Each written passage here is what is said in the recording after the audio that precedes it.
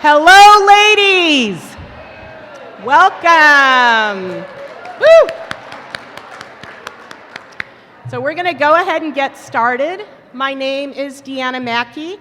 In my day job, I'm the president of the Public Television Major Market Group, but most of you know me as the founder of Public Media Women in Leadership.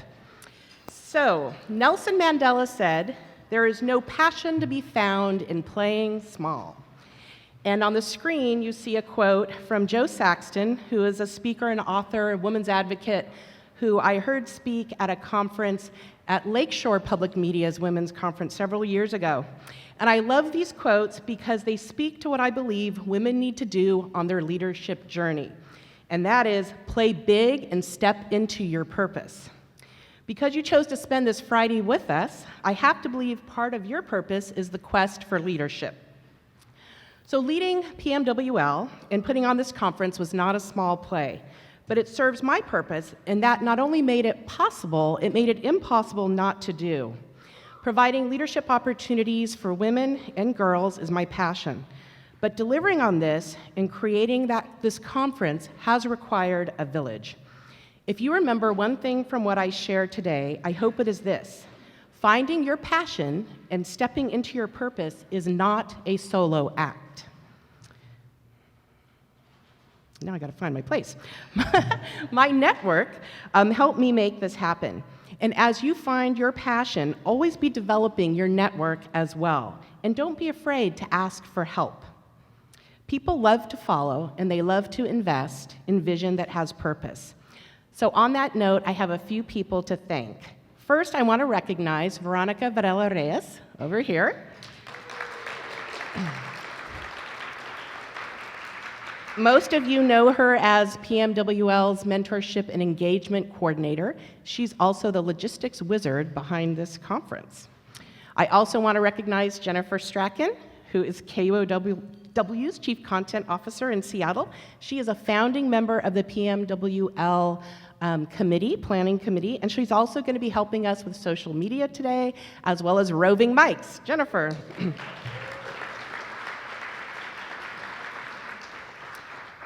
And now I want to thank Joyce MacDonald, my dear old friend of Greater Public, and her team for giving Brave Talk the space and support to put on this conference at PMDMC. I'm grateful to Howard Pearl, who is in the back of the room there. Hello, Howard. Howard and his team at CARS, we appreciate their commitment to professional development for women and being the founding sponsor of this conference. We could not have done this without them. I want to thank Marianne Alhaddif, the CEO of KERA. She couldn't be here with us today because she is ill, but I want to thank her and her team for sponsorship funds, in-kind services, and bringing a lot of KERA staff here. Can you raise your hand if you're from KERA? Thank you for being here.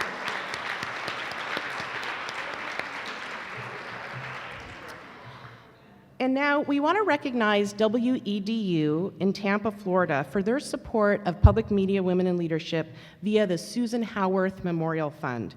Susan led the station until she passed away from cancer last year, and the station created a fund to support PMWL's Speakers Bureau in Susan's name. So here's a short video celebrating Susan's time as a GM at WEDU.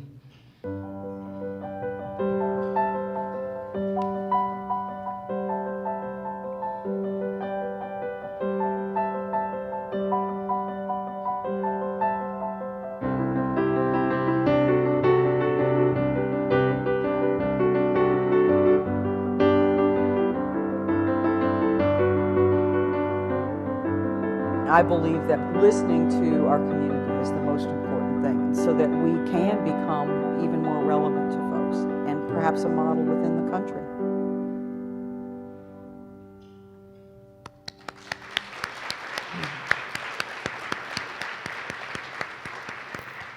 And what's significant about this gift, they presented it to me and Veronica a couple of months ago, is that they wanted to provide funds so that as we start doing conferences and events at conferences like this, we would be able to provide support to our speakers, which really honors the women's time who are here. So next up, a few things that are coming up with PMWL. If you don't know about our mentor program, please go to publicmediawomenandleadership.org to learn more. If you're not part of our Facebook group, go to Facebook under Public Media Women in Leadership and request to join. We have about 2,100 members now, and we'd love to have you join us if you're not part of it. And then we have an upcoming webinar, Managing Competing Demands in the Workplace, at the end of this month. So now it's my pleasure to introduce Cari Ness Nesje, who is Senior Director of Field Operations with CARS.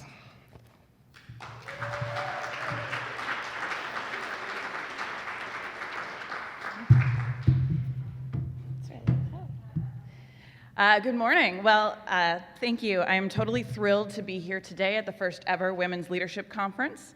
In 2014, my longtime partner in crime, and many of you know her, Twyla Olson, who is now VP of Development at South Dakota Public Broadcasting. Her and I invited 20 of our female colleagues to an informal breakfast meeting at the PRPD in Portland, Oregon, at Mother's Bistro, and we wanted just to network in a safe space and talk about the challenges that are unique to women in public media. The feedback we got was so overwhelming.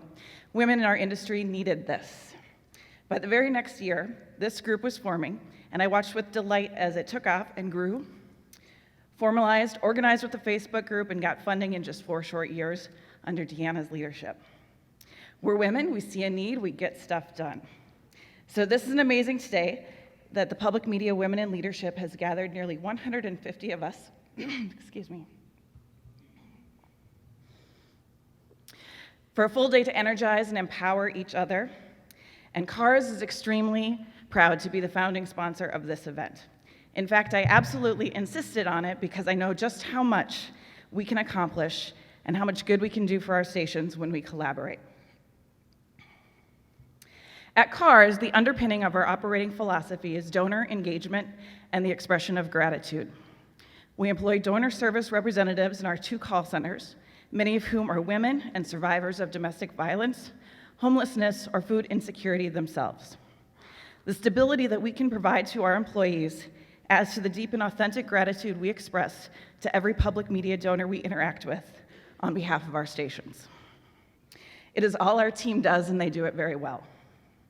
The day I started at CARS, our CEO gave me a copy of this book, The Gratitude Diaries.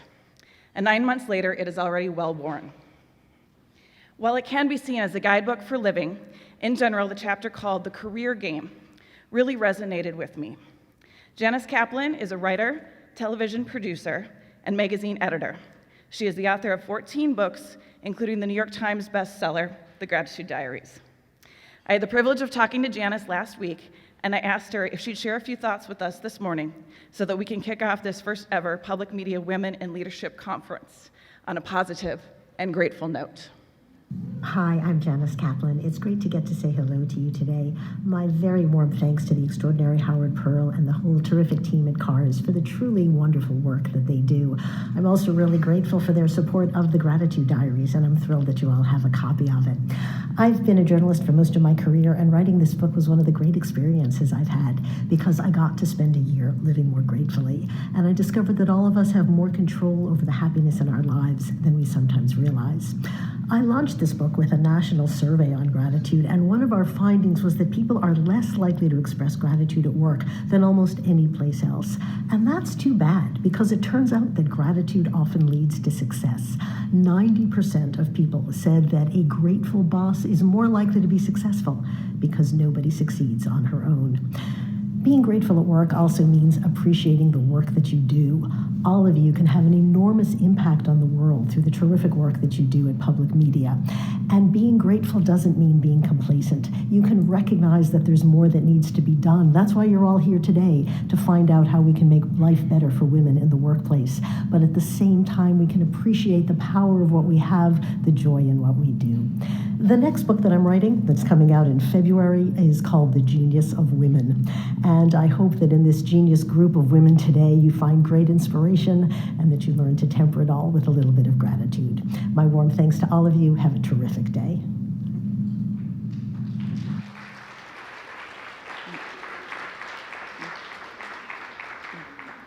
So from our team at CARS, we hope that the attitude of gratitude has the same positive impact on you that it has had on so many of our friends, employees, and associates. I hope that you enjoy the book, and I hope that we have a great day.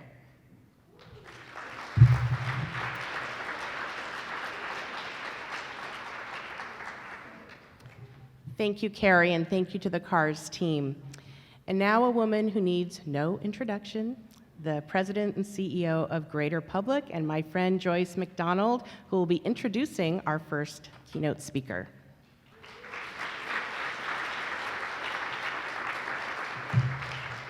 Thank you so much, Deanna. Good morning, everybody. Just one note, because I may not get to do this later. Can we all just applaud this lady, Deanna Mackey, for putting this together?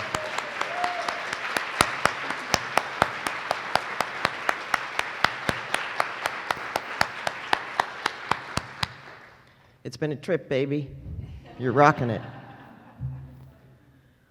Laura Walker was the founding president and CEO of New York Public Radio and held that position for 23 years. She is now an executive fellow in residence at the Yale School of Management, an advisor to New York Public Radio, Common Sense Media, and a range of startups. Under her leadership, New York Public Radio increased its annual budget from $8 million to $95 million. $8 million to $95 million. Increased its staff from 55 to 425. 55 to 425. Increased its monthly audience from 1 million to 26 million. Oh, and also, she led the acquisition of Gothamist, 4 stations from New Jersey Public Radio, QXR from the New York Times, like on the side. Since 2000, New York Public Radio has been honored with 10 George Foster Peabody Awards, 5 Alfred I. DuPont Columbia Awards, and you want to talk about awards? Laura was honored with an Edward R. Murrow Award from the CPB. In 2009 and again in 2017, she was named by Crain's as one of New York City's 50 most powerful women. One of New York City's 50 most powerful women. And she was recognized in May with the Honorable Jacqueline Kennedy Onassis Award by the Municipal Arts Society for her notable contribution to the public media landscape. Whew. What else? What else, you ask? An MBA from the Yale School of Management, a BA in history from Wesleyan, print journalist, NPR producer, Carnegie Hall, Sesame Workshop, various boards. In short, we are so lucky to have her with us today and to have her as a supporter, a friend, and an inspiration. I am absolutely honored to introduce Ms. Laura Walker.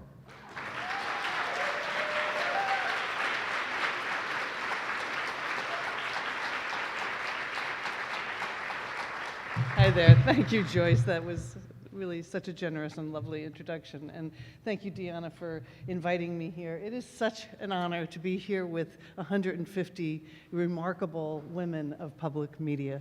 And I may have left public media, but I, in my heart, will always be a public media woman. And I am so incredibly grateful for the experience I had with that team of 425 talented people at New York Public Radio. It was truly, truly a privilege of a lifetime. Having said that, I'm having a blast since I left in March, and I want to tell you today a little bit about my journey through public media, and I also want to talk about why I believe at this moment in the history of our country and in media, it is the women of public media who will lead us into more relevance and a stronger and greater public service. And that belief and that my thesis is based on, yes, a core confidence in women, but also a number of interviews that I did in preparation for this, as well as looking at research on women's leadership. It is a time of great disruption in media with streaming and podcasts and voice activated kind of speakers and other things coming in. And it is a time of great turmoil in our democracy. And I think women have a particular position right now to be able to navigate through those intricacies, to find the core of what is important, and to tell that even at a time when truth-telling is often mocked and not supported, because we are doing it for a higher purpose, which is to bind ourselves and our communities together. So, and I think that in order to do that, we must each find our own bravery. So a few weeks ago, I had coffee on the Upper West Side of Manhattan with a 21-year-old Julia, who had been this rock star intern on The Takeaway 2 years ago. And she had just graduated from college. I mean, like 3 weeks before. She had put in 500 applications, I think, to, like, so you probably have it.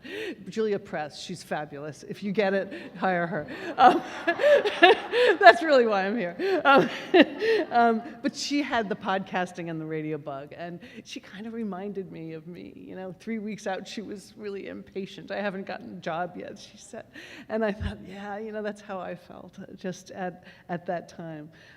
You probably all remember when you kind of got that public media bug.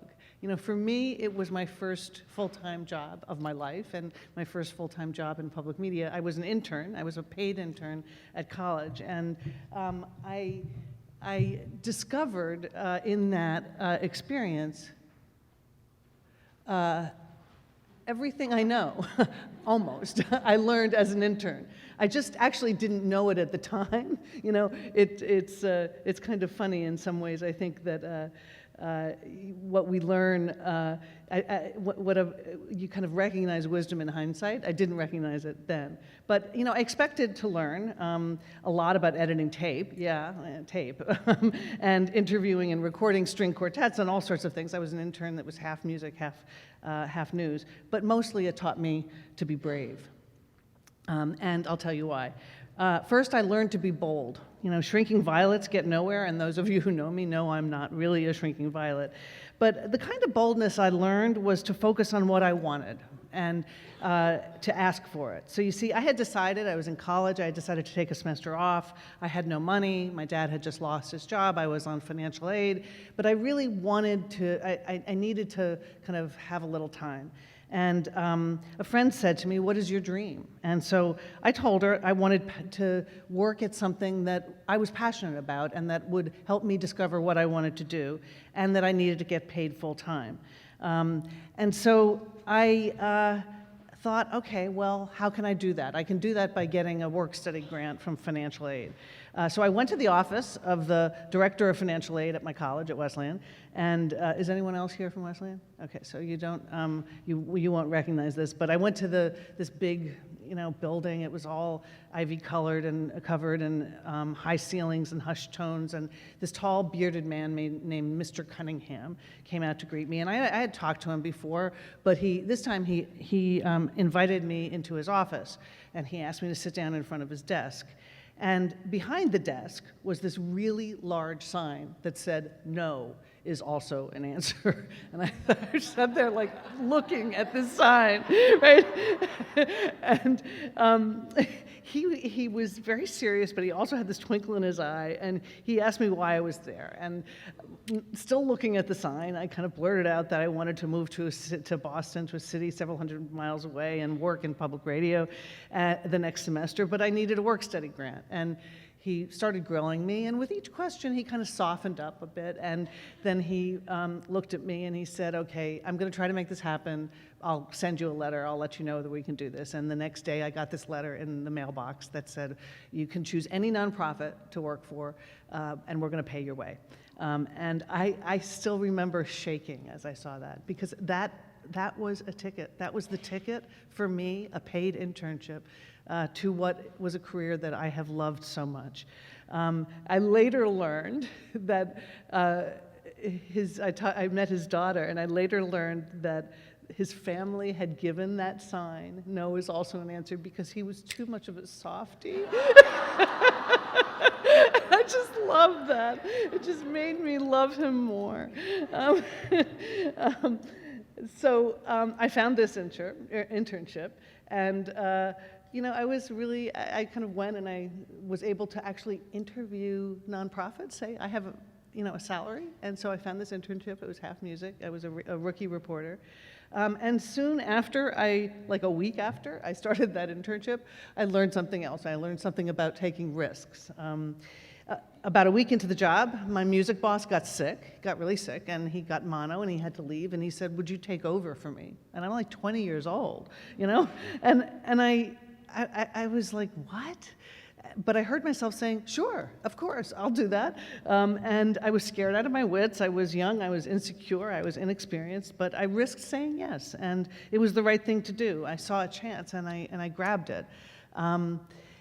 But what? My boss got sick, and I took over the job? Is this a dream or a nightmare? I mean, I wasn't quite sure. And it's not supposed to happen that way. Linearly, you're supposed to start an internship and do something else. But that's when I learned that life was not linear, and you kind of said yes, but you also really asked for help. So I asked for a lot of help. And there were some amazing people there. And then I learned also how at work and at home, because I was rooming with some friends from school who had graduated, I learned to act with intention and thoughtfully, even when encountering crap, criticism, restriction, assholes, and pressure. It was, at home, I learned that the electric bill has to be paid on time, or the electricity gets turned off. I learned to confront the roommate who never did the dishes, and that the landlord doesn't really care if the only toilet in the apartment backs up. At work, I learned to put my head down, to work hard, to welcome criticism, and iterate a lot. But I also learned a part of that crap that went beyond the everyday. Because I was a victim of sexual harassment in that job when an older man tried to kind of corner me and kiss me in a studio. I pulled away.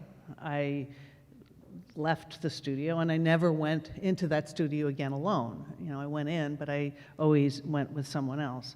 But I told my friends at home, but I didn't tell anybody at work. I just didn't feel comfortable. And frankly, I don't think I even thought about reporting it. I thought it was my fault. I thought somehow I was in there, and most women of my generation, at least, and many generations, blame themselves because we were born into a culture and a time that did nothing to convince us otherwise. It's kind of like part of work in a way. It was another lesson learned the hard way. And several years later, though, I was talking to a bunch of colleagues at a conference like this and realized I wasn't the only one, that this had happened to other people with this man. And that is, I think, also a pretty common story. And as you know, and I'll talk about this in a little bit, as in my leadership at WNYC and New York Public Radio, we also faced situations with sexual harassment. And I have gone on a journey, from this young woman who frankly thought it was a really bad thing that had happened to women in the workplace anywhere, to someone who has come to realize that it is really a leader's responsibility to create an atmosphere that where people feel, where first of all it doesn't happen, and second of all, people feel comfortable reporting, and where swift action is taken. But I'll talk a little bit more about that later. As part of my bravery, and now you see the brave, was a vision. And for me, actually, the vision I had in that internship was actually kind of a vision. I don't know whether any of you have had an experience where you kind of like, you're sitting, you have an experience, and all of a sudden you kind of shift and you kind of see the world in a different way. You know, and for me, that was around journalism. So I had been a journalist at college. I had written a bunch of newspaper articles, and I went in as this rookie reporter, got my first assignment from the editor, and it was about the Boston City Jail that had been closed. It had been condemned, but it hadn't been closed. And the prisoners in the jail were protesting the conditions, which were pretty bad.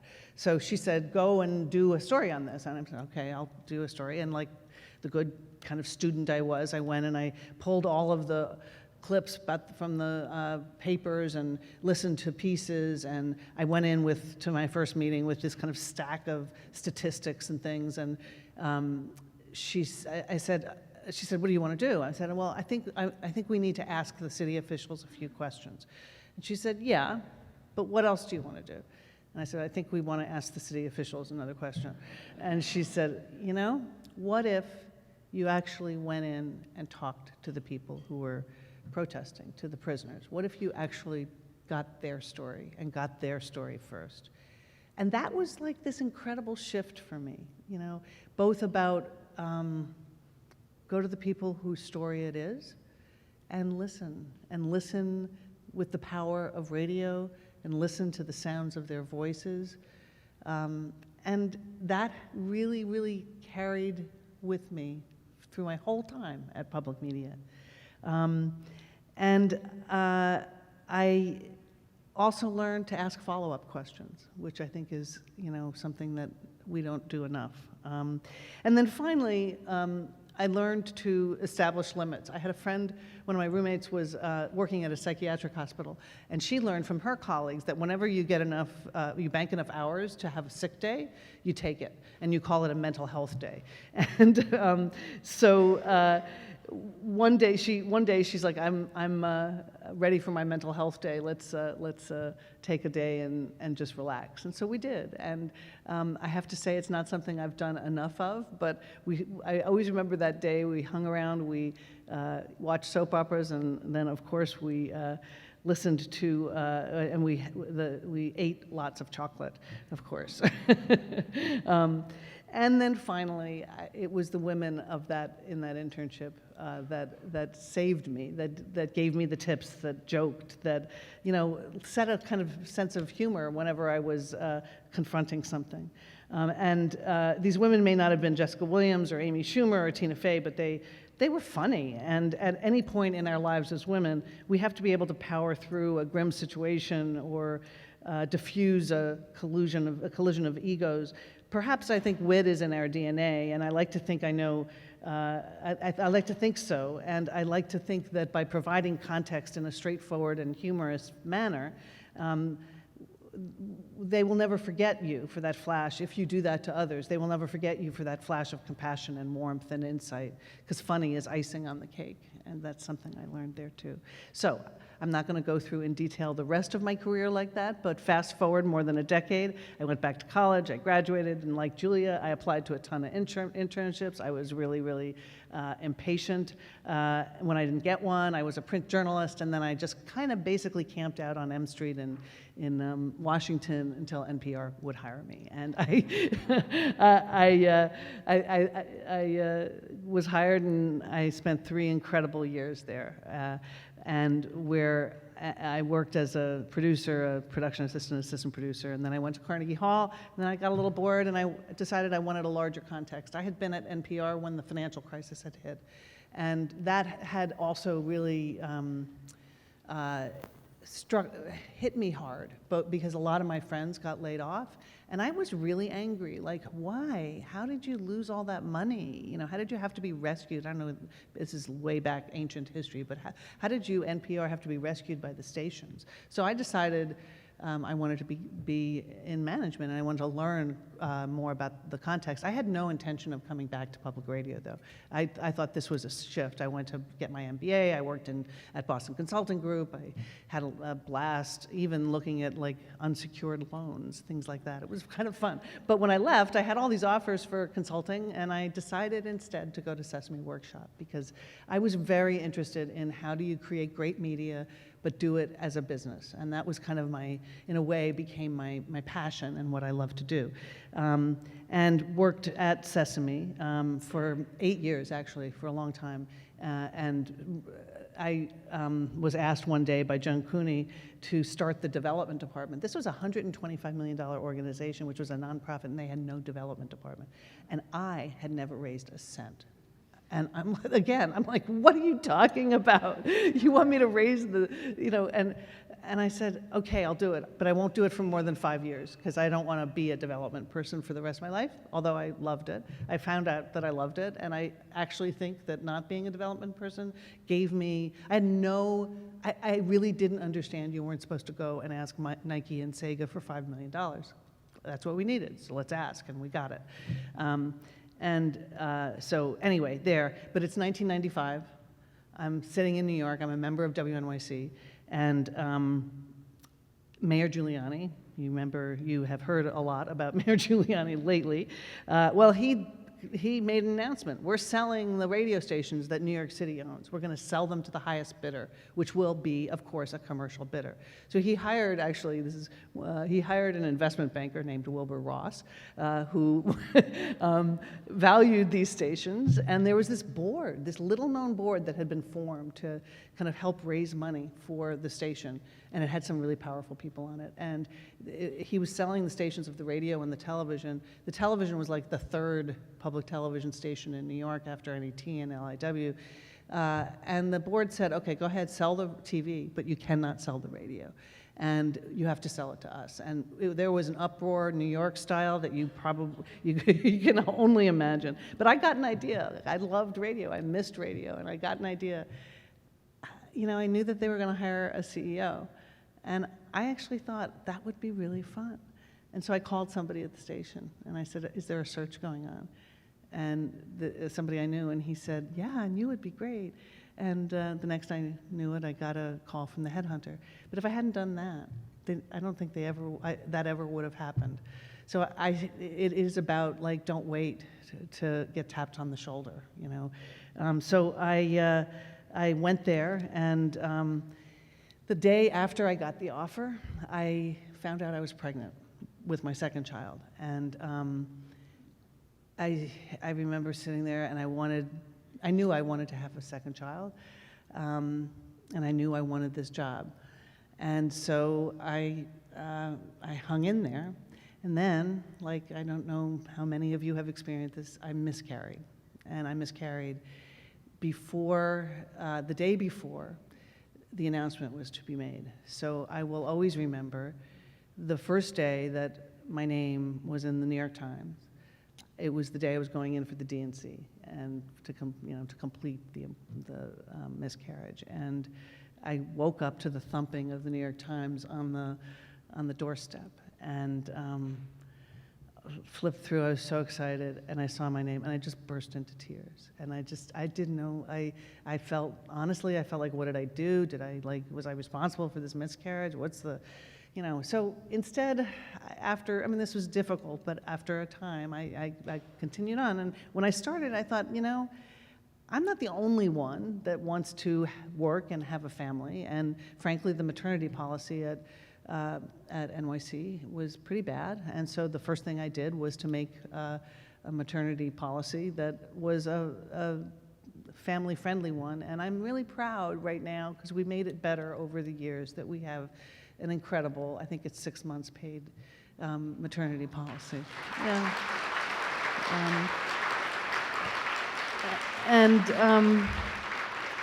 So the next thing I did, this was a great board. I had this fabulous board of directors who had boldly stood up to Mayor Giuliani. And so what we did was we raised the money. We bought the stations. We hadn't owned them, but we bought them. We started raising money to build a newsroom, and we did all those things over the years that Joyce Joyce said, and I had a second child. And my daughter is now going to be 20 in September. So it was, 3 years in, and it was a little bit of a struggle, but it was, I look at her as my child of public radio. And one of the things, I got a lot of joking as I was leaving that every speech I give, and so I'm going to do it here, I have to say our mission statement because I love our mission statement, which is, because we worked so hard at it, and it is to make the mind more curious, the heart more open, and the soul more joyful through excellent audio programming that is deeply rooted in New York. And so, so much of the programming and everything that we did was, centered around that mission statement. And I believe in bold moves, and I believe in creating business plans that undergird those, and I believe very much in fundraising. And I don't have a lot of time, but I just want to tell 2 quick stories. One is about Work It. How many here have been to Work It? Yay. So if you don't know what Work It is, it actually started at a conference. I don't know whether, Kathy, do you know this story? Yeah, you do. Of course you know this story. You were there. Right. Okay, so it started at a conference that Pat Harrison, love her, right? She had a bunch of women. She asked me to speak, and we were talking about this study that had just come out, because I really believe in data. The study that had just come out of the top, that Julie had done from Third Coast, about the top 100 podcasts that had, I think, 11% women hosts, and 11% in addition were co-hosted. We said, that's not right. That's not right. And we're like, okay, Pat, what should we talk about on this? Like, well, let's talk about that on the stage. Let's talk about what we can do. And Pat and I kind of dreamed this thing up that, like, if we said, well, if we wanted to host a conference for women podcast producers, that Pat would say she would fund it, and she did. And that, because you have a vision, and people share that vision. And so we started this great conference, and it's going to be in LA this year. It's the 5th. And it's public media and commercial women podcasters. And there were, I think, 500 people there last year in New York. And it's truly the special event like this of women helping each other. And then I'll just say, because a little bit more about the sexual harassment, that we faced at New York Public Radio, because along the way, one makes mistakes. And I think this was deeply troubling to me to hear as the leader when that New York magazine came out. I had known about some of it, we had dealt with some of it, but there were other things that came out that were really, really painful. And I felt and feel that I have to take, as the leader, the responsibility for that. And even though the report that was done and the investigation said that I had acted swiftly and promptly and appropriately when I knew of things, the real issue is it happened, and often people didn't feel comfortable speaking about it, and we didn't have a culture we had a culture that was allowing some of this to happen, and not a culture of dealing appropriately with some of the things that happened. So I felt very strongly, you have a choice in a situation like this. You can kind of iterate and do things in an incremental way, or you can say, okay, we gotta start. Now, one of the mistakes I think I made, was to invest in the programming side and or let me put it differently, to underinvest in the support side, in the HR side, even in finance, in the kind of leadership training side of, because frankly, people became managers and they didn't understand that we weren't training them right. So I'm not going to go into all the detail, but I felt that it was really important, and the staff certainly felt it was time to do things differently. So I put out a 9-point plan, all designed to live up to a higher standard and to commit to creating a culture where people do feel comfortable, to build on the values of respect and equity and honesty. And we did everything from adding positions to HR, to finance, to other places, doing leadership training. The whole staff went through implicit bias training with this guy, Glenn Singleton, incredibly powerful. Courageous Conversations, it's called, if anyone wants any information about it. And looked at our values and tried to define them, and the work continues. But I do have to say that, and I think also trying very hard to be able to have a kind of conversation, a kind of culture where you can have the conversation. And I think progress has been made. When I left, I was very happy that the senior leadership team had increased from 14% to 57% of people of color. And I think it's 70% women, 70 or 80% women.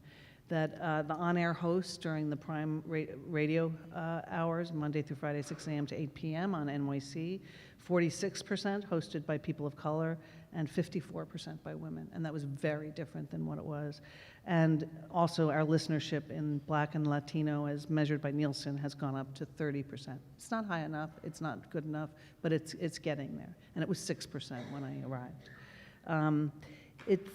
Thank you. But it's really the people there that are continuing. So 23 years is a long time, and it's time for a new chapter for me. And as Joyce said, I'm doing a bunch of stuff, and I'm even resting, you know. I'm even taking those mental health days I didn't take over the time. And being back at SOM, at the Yale School of Management, I've been working with the Women in Leadership Conference, and I also have been looking a lot at statistics about women's leadership and consulting.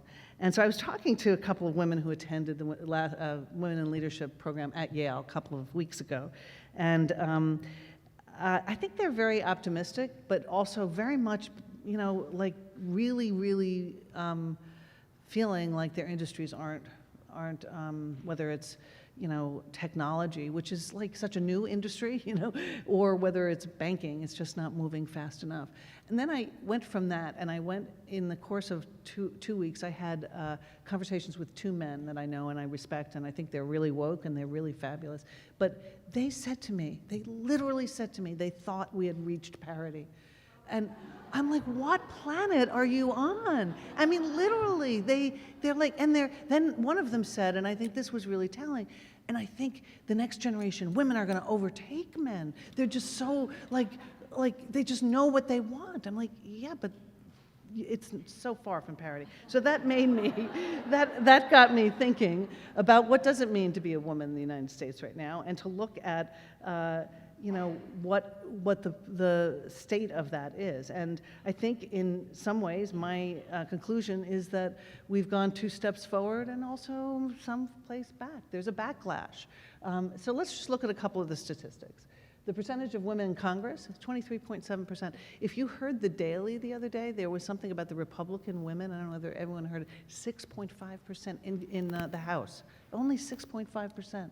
Editors of top 25 newspapers, 20%. It was 25% 7 years ago. That's gone down. Governors, 18%. CEOs in Fortune 500, 6.6%. That's a record high. Money managers, I couldn't believe this, I was like 1.3%, right? And the New York Times reported the gender gap in computer science research. This is the latest, you know, the latest industry here. It's not gonna reach, if it goes at this rate, it won't close the gap for another 100 years. 8 states have also passed very restrictive abortion laws. So there's progress, but there's also backlash. So now you get a pop quiz. In the state of womanhood, what percentage of CEOs in public media are women? Talk about it at your table, and then we're going to ask an expert.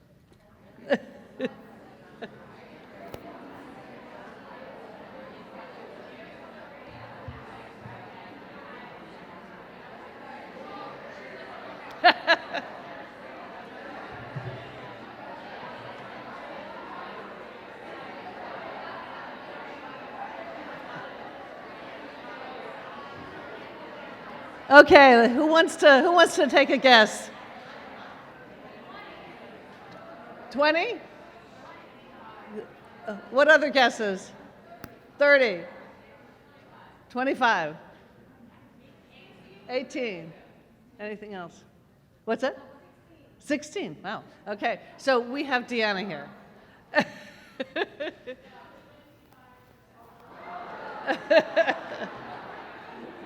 So, one of the things so Deanna, has that changed, do you know?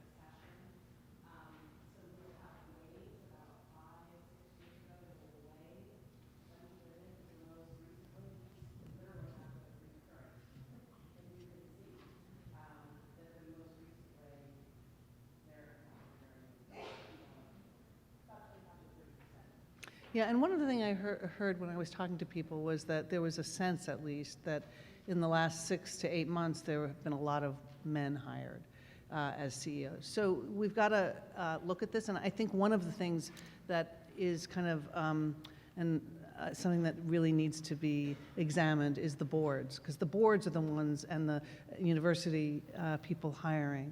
And the boards tend not to go through as much training or as much of this kind of discussion about gender and race, et cetera. And I think it's really important. Okay, you get another question. Who likes to report to a woman boss? Women more than men? Men more than women? Both? Both like it, or neither? Yeah. So both women and men, not all of them, but on the whole, both women and men prefer to report to men. And this is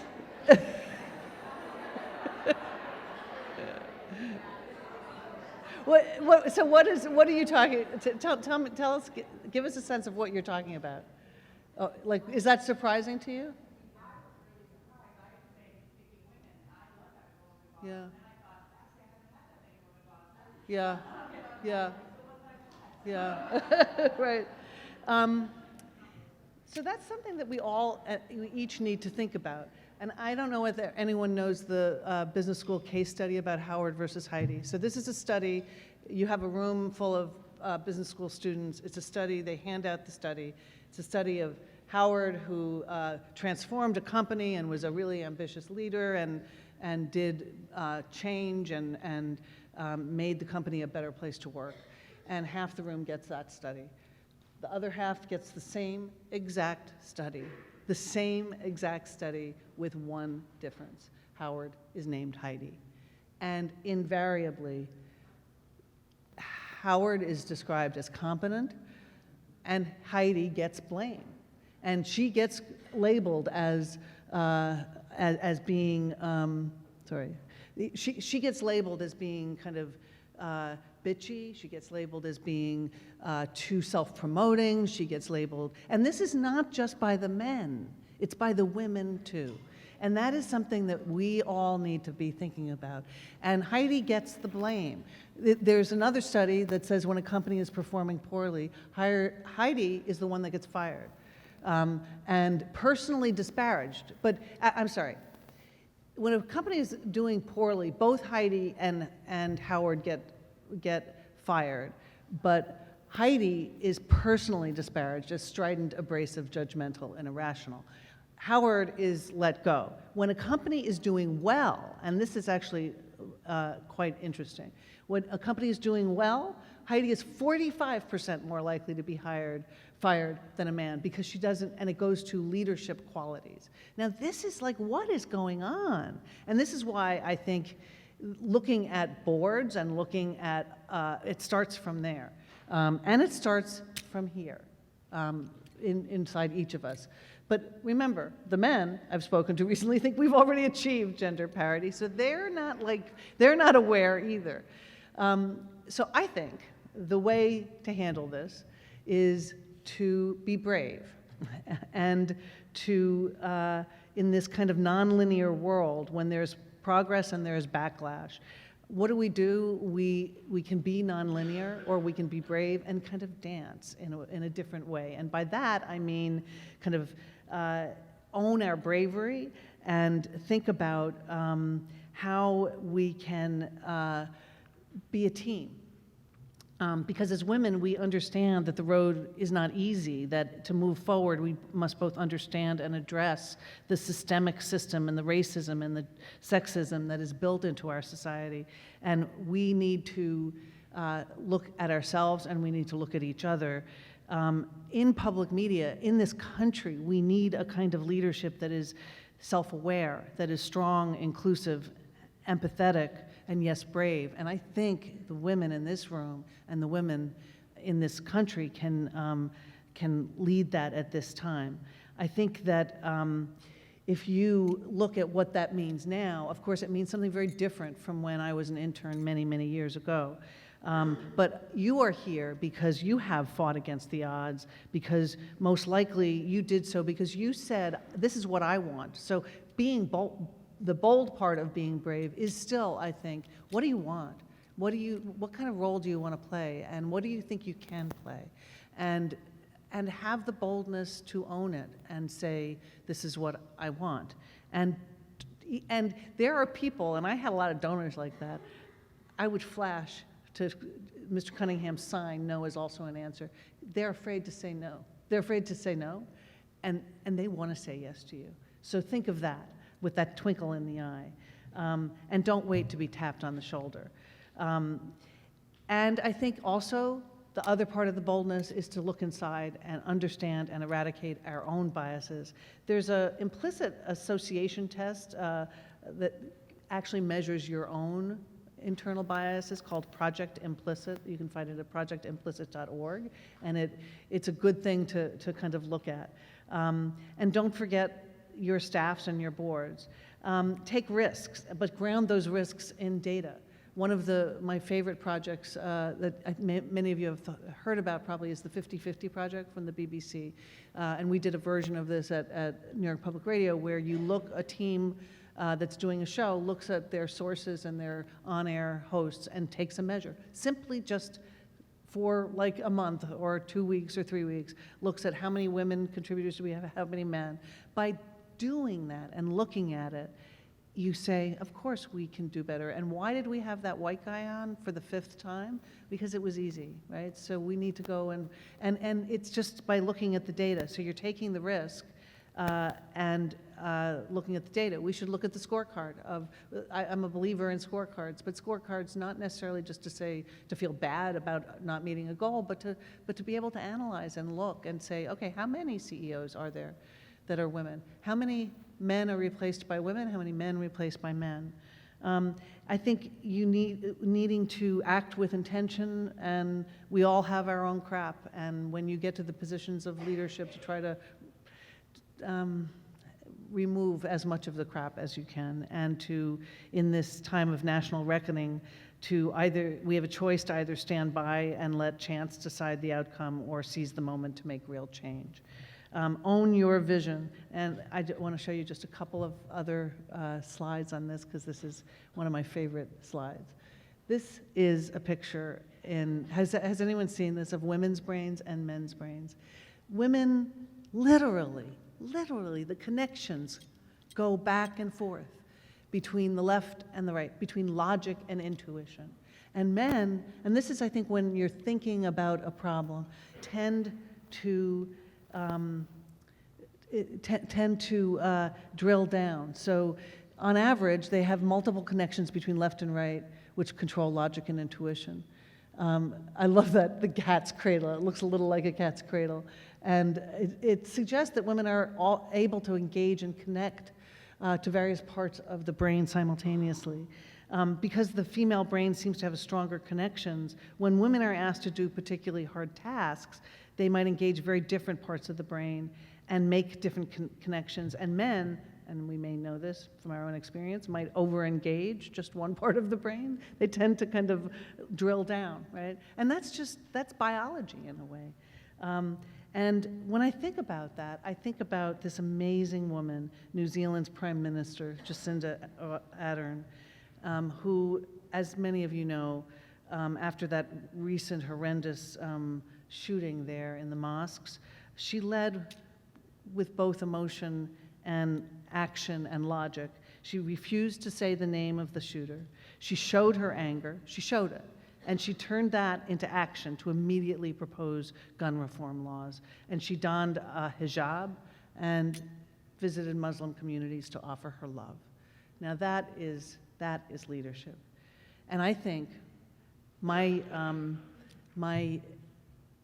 proposal and request of you is to think about your own leadership in that way, of how you can make those connections, how you can use what is, you know, a unique ability of women to use both logic and intuition to create a vision, because people will follow a vision, particularly if it includes various different sides.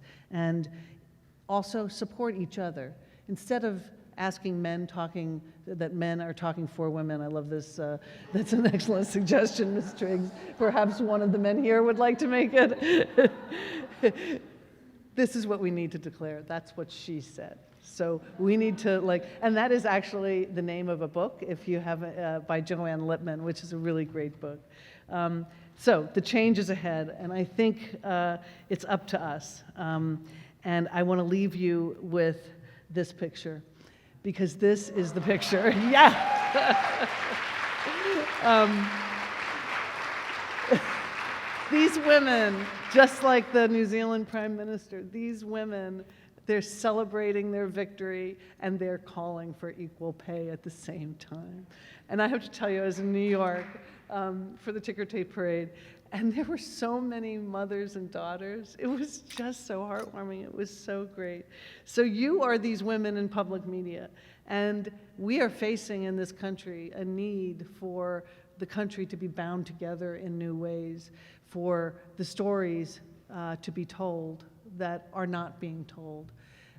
Because in order to move ahead, we have to, as a nation, come to terms with the sexism, with the racism, with inequality. In order to build something that is different, we need to communicate in different ways. So I'm ask you to find your bravery and figure out how it's time for you to dance.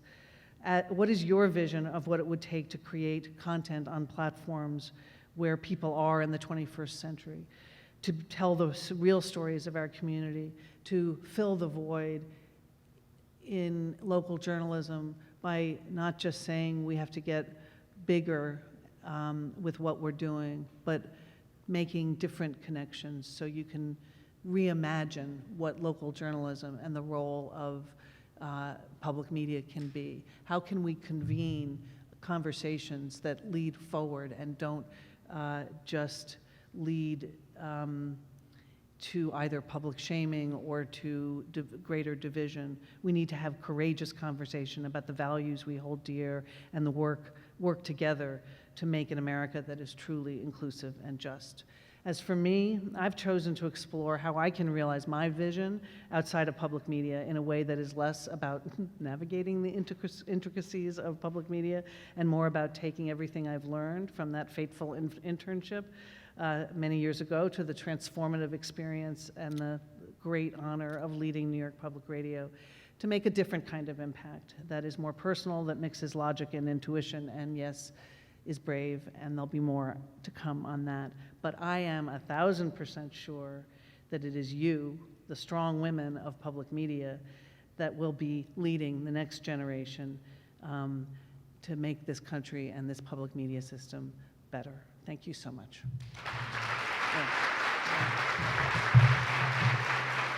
Thank you.